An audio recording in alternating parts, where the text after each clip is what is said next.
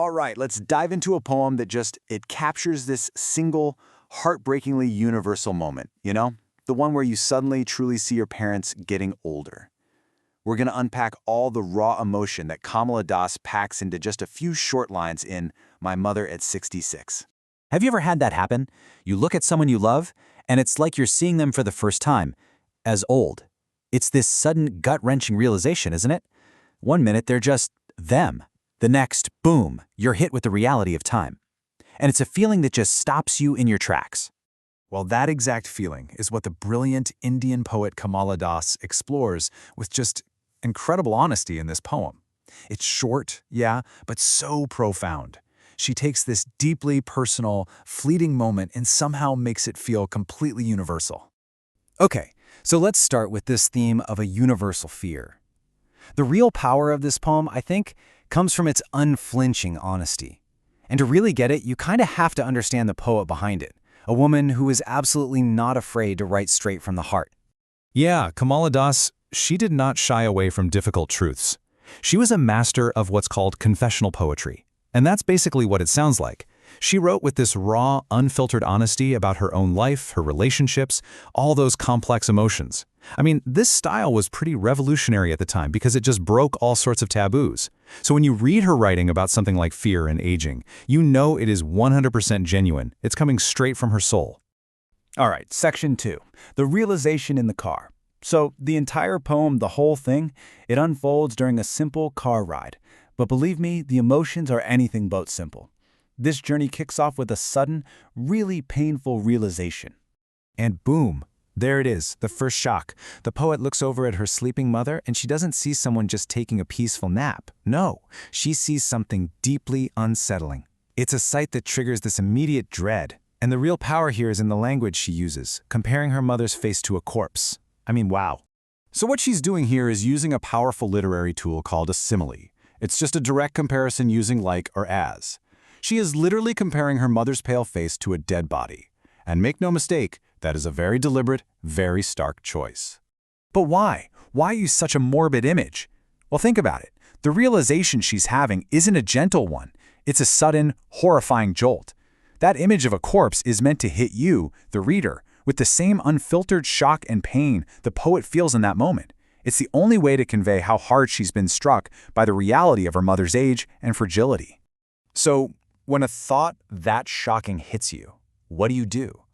It's completely overwhelming. So the poet's immediate instinct is, well, it's a very human one. She looks away.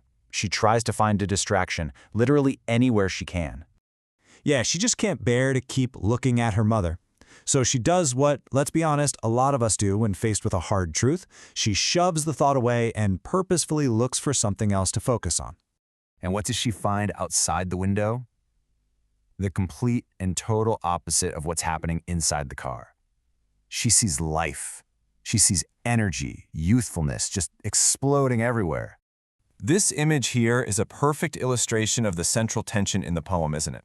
You've got this quiet, still, aging figure inside the car, and then this vibrant, super energetic world just rushing past outside. And this contrast really is the heart of the poem. It's a tale of two worlds, happening at the same time. Inside the car, you feel the age, the stillness, the fear of an ending. But outside, it's all youth, energy, new beginnings. The sprinting trees, the merry children, they are just bursting with life. And all that vitality just makes the quiet decay inside the car feel that much more heavy, that much more profound. But of course, the car ride can't last forever. They eventually get to the airport, the security check, and that distraction of the outside world, it just fades away. And the poet is left, once again, with that same painful thought. So after they're through security, she looks over at her mother one last time. And again, she uses a simile to describe her, but this time, the whole emotional feeling has shifted. Okay, let's compare these two images, because the difference between them is everything. The first one, a corpse, that's all about raw, morbid shock, right? The sudden fear of an end. But a late winter's moon, that's so different. It's hazy, it's fading, it's almost beautiful in a sad way. It suggests this quiet, inevitable dimming of life. So you go from a jolt of horror to this deep, quiet wave of sorrow? And this brings us to the poem's absolutely devastating and yet, incredibly relatable conclusion. See, this feeling, this old familiar ache, it isn't new. The poet recognizes it instantly. It's the same fear she had as a little kid, that terror of being separated from her mother. The only difference is, now, the separation she's afraid of is permanent. It's the ultimate loss. So, with all of this emotional turmoil just swirling inside her, this old childhood fear, this crushing ache of impending loss, how does she possibly express that to her mother? What does she say? She doesn't. That's the thing. She says absolutely nothing about how she really feels. Instead of the truth, all she says is, "See you soon, Amma." A simple phrase that's really more of a desperate hope, isn't it? And then she smiles.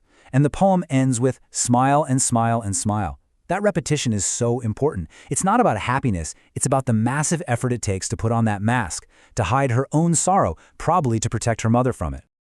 Okay, so that brings us to the big question, right? Why does this poem endure? Why does this short, seemingly simple poem just resonate so deeply with so many of us across generations? Well, a huge part of its power is actually in its structure. The entire poem is just one long sentence. There are no full stops. It's designed to flow like a single, continuous train of thought, which perfectly mirrors that rush of feeling and memory she's experiencing. It's just a brilliant way to capture the complexity of that bond we have with our parents. All the love, all the fear, and especially all the unspoken pain. And really, that leaves us with a final thought to chew on. The poem kind of acts like a mirror, doesn't it? Reflecting our own lives, our own relationships. It forces us to ask ourselves, what do our smiles hide? And what are those unspoken fears that we all share about the people we love the most?